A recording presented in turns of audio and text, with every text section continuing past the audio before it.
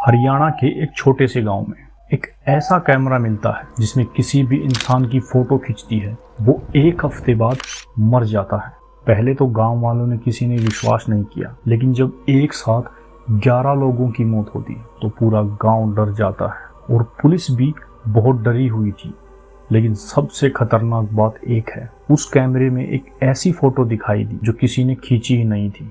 उस फोटो में पूरा गांव मरा हुआ दिखाई देता है और हर घर जला हुआ दिखाई देता है।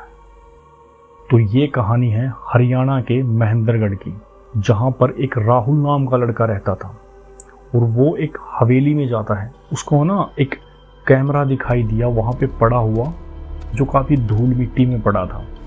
और राहुल ने उसे देखा दूर से तो उसको ऐसा ही लगा कि शायद खराब ही हो गया होगा। लेकिन राहुल ने जैसे ही उसे उठा के देखा, उसकी धूल मिट्टी साफ की। हैरानी की बात यह थी वो कैमरा चल रहा था। तो राहुल उसे घर पे लेके जाता है और ऐसे ही हंसी मजाक में वो अपने दोस्त की फोटो खींच लेता है। और उस फोटो को जैसे ही देखते हैं, उस फोटो में उसके दोस्त के पीछे एक काली परछाई दिखाई देती है, जैसे कोई आदमी खड़ा हो। ये सब देख के दोनों हंसने लग जाते हैं, शायद कोई कैमरे में ही दिक्कत होगी, बहुत पुराना कैमरा है। तो उस फोटो को राहुल डिलीट कर देता है हंसी मजाक करके। लेकिन हैरानी की बात तो ये थी, एक हफ्ते बाद राहुल का दोस्त बाइक से कहीं पर जा रहा था तो अचानक से एक ट्रक से उसकी बाइक की टक्कर हो जाती है और वो वहीं पर मर जाता है। ये सब सुन के राहुल काफी घबरा गया और गांव वाले भी काफी दुखी थे। तो राहुल के दिमाग में एकदम ये बात आती है उस फोटो वाली कि शायद उससे कुछ हुआ हो। लेकिन राहुल यही सोचता है कि भाई ये इत्तेफाक है, छोड़ो, ऐसा कुछ नहीं होता। तो राहुल इग्नोर कर देता है इन बातों को। तो कुछ दिनों बाद राहुल उसी कैमरे से राहुल की बहन थी उसकी फोटो खींचता है। और जैसे ही फोटो खींचता है, वही इंसान, एक काली सी परछाई उसकी बहन के पीछे खड़ी दिखाई देती। तो राहुल इस बार देख के काफी डर गया था और ये देखने के बाद उसे ये लगा कि भाई ये है कौन, हर एक फोटो में यही आता है। तो राहुल उसके बाद कुछ नहीं करता, उस फोटो को फिर से डिलीट कर देता है। तो एक हफ्ते बाद राहुल की बहन रात को घर से लापता थी और सुबह उसकी लाश मिलती है एक खेत में पड़ी। ये सब देखने के बाद राहुल काफी घबरा जाता है और यही सोचता है कि शायद उस कैमरे में ही कोई दिक्कत होगी। अगले दिन राहुल उस कैमरे में फोटो देखता है और ये सब देखने के बाद उसका खून मानो जम जाता है। उस फोटो में पूरा गांव दिखाई देता है जो मरा हुआ था और हर घर में आग लगी हुई थी और उस पे एक तारीख लिखी हुई थी, 13 जुलाई 2024। ये सब देखने के बाद राहुल काफी घबरा गया। उसने उस कैमरे को तोड़ने की कोशिश की, एक हथौड़ा लेता है, उससे कैमरे को जोर जोर से मारता है, लेकिन कैमरा नहीं टूटता। अगले दिन फिर राहुल उसे आग में डालता है, वो तब भी नहीं जल रहा था, वैसे के वैसे, और फोटो भी क्लिक कर रहा था। तो राहुल उसे एक बार नदी में फेंक देता है।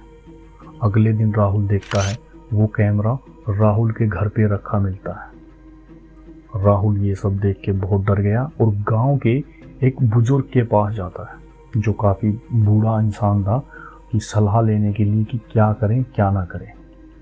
तो राहुल वहां पे जाता है तो उस बूढ़े से ये सारी बातें बताता है और जैसे ही वो बूढ़ा उस कैमरे को देखता है, उसकी आंखें खुली की खुली रह जाती। तो वो बूढ़ा राहुल को कहानी बताता है कि 70 साल पहले गांव में एक फोटोग्राफ रहा था और उसे हर इंसान की फोटो खींचने का शौक था। लेकिन एक अजीब बात थी, जिस इंसान की वो फोटो खींचता वो एक हफ्ते बाद मर जाता।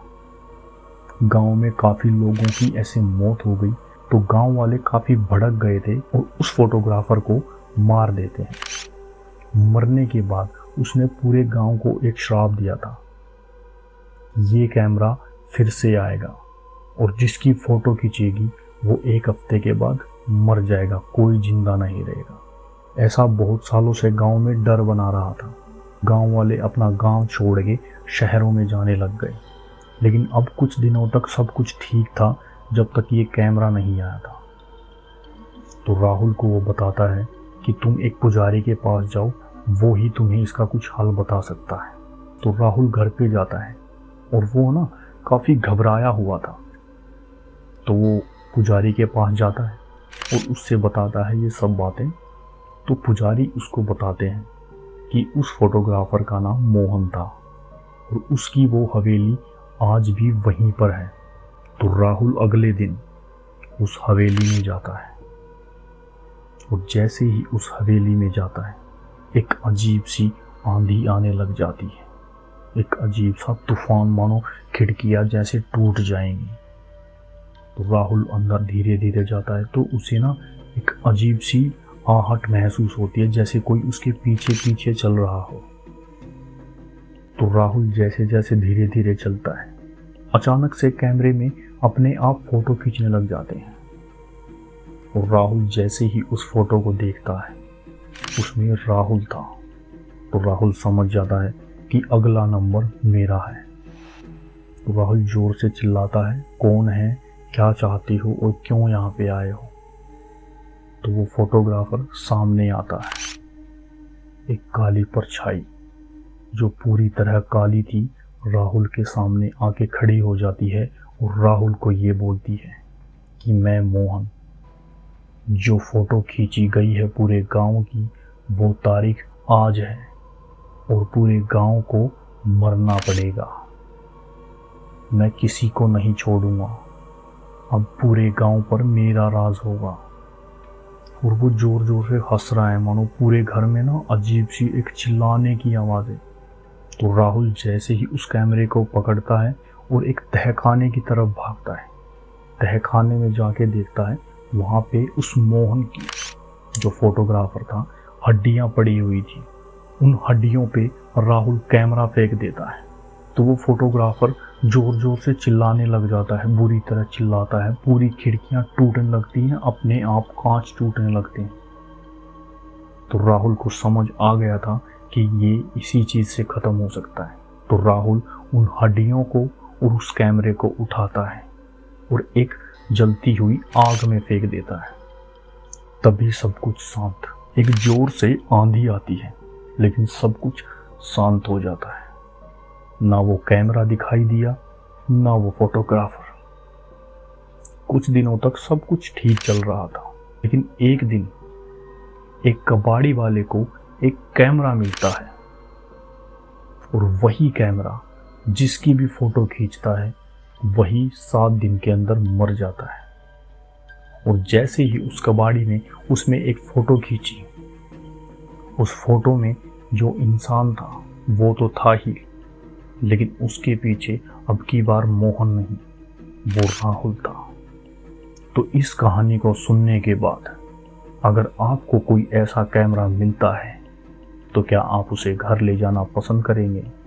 अगर हाँ, तो कमेंट में जवाब दो और हमारे चैनल को सब्सक्राइब करो, वीडियो को लाइक करो। कल फिर मिलते हैं एक नई हॉरर कहानी के साथ। जय माता दी।